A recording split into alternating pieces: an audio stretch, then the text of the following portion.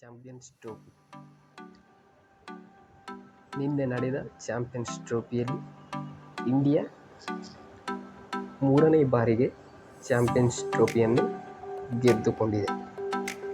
ಪ್ರಥಮ ಬಾರಿಗೆ 2002ರಲ್ಲಿ ಹಾಗೂ 2013ರಲ್ಲಿ ಮತ್ತು 2025 ಒಟ್ಟು 3 ಬಾರಿ ICC ಟ್ರೋಫಿಯನ್ನು ತನ್ನ ಮುಡಿಗೇರಿಸಿಕೊಂಡಿದೆ.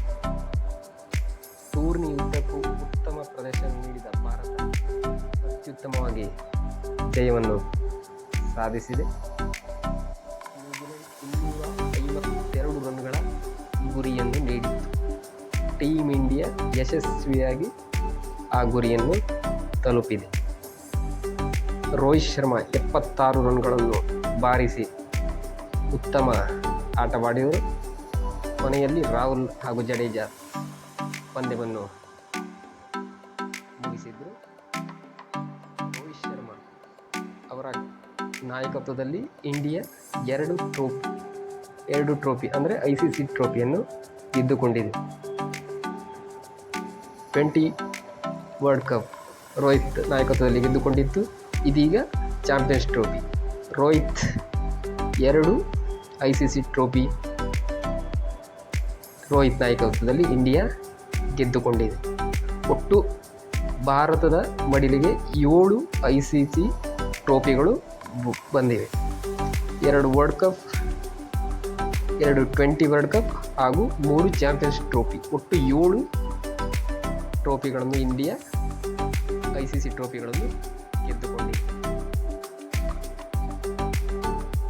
Rohit 2023 World cup